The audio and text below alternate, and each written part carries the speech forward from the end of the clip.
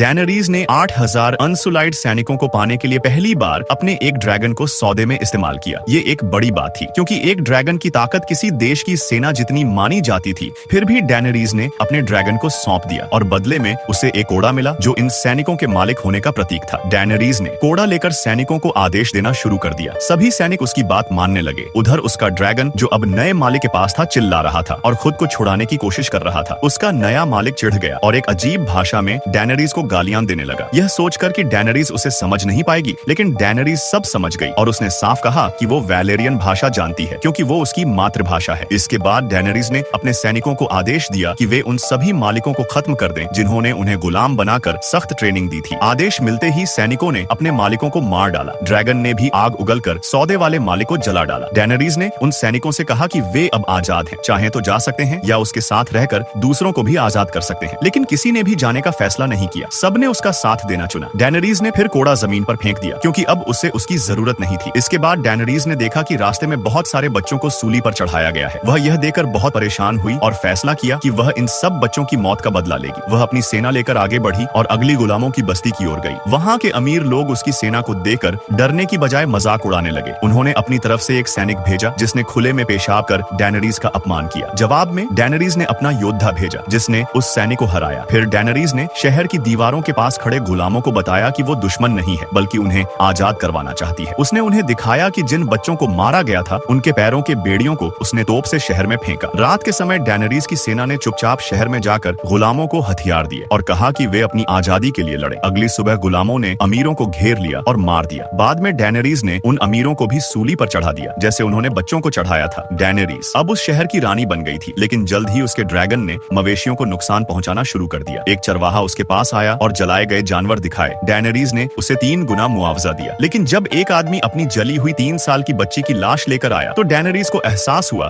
कि वह अब अपने ड्रैगन को कंट्रोल नहीं कर पा रही है। उसने फैसला किया कि बाकी 2 ड्रैगन को जंजीर में बांधेगी। वह उन्हें एक अंधेरे तहखाने में ले गई, खुद ही उन्हें जंजीर पहनाई और वहाँ बंद कर दिया। ड्रैगन चिल्लाते रहे लेकिन डैनरीज ने पीछे मुड़कर नहीं देखा। कुछ समय बाद जब डैनरीज एक अखाड़े में थी तो कई हमलावरों ने उस पर हमला कर दिया। उसके रक्षक मारे जा रहे थे और वह बच नहीं पा रही थी। तभी उसका बड़ा ड्रैगन वहाँ आ गया, दुश्मनों पर हमला किया और डैनरीज को बचा लिया। डैनरीज ने उसे गले लगाया और पहली बार उस पर बैठकर उड़ने की कोशिश की। ड्रैगन ने उसकी बात मानी और उड़ गया। बाद में जब डैनरीज की सेना ने लैनिस्टर सेना से लड़ाई की तो ड्रैगन ने दुश्मन के हथियार और सैनिकों को जला दिया। लैनिस्टर सेना पूरी तरह हार गई। डैनरीज ने उन्हें समझाने की कोशिश की कि वो सिर्फ सत्ता नहीं चाहती बल्कि एक बेहतर दुनिया बनाना चाहती है। बहुत कम सैनिकों ने उसकी बात मानी, बाकी ने इनकार कर दिया। तब उसने कुछ को जलवा दिया और बाकी भी घबराकर झुक गए। इस तरह डैनरीज ने ड्रैगन की मदद से एक और जीत हासिल की।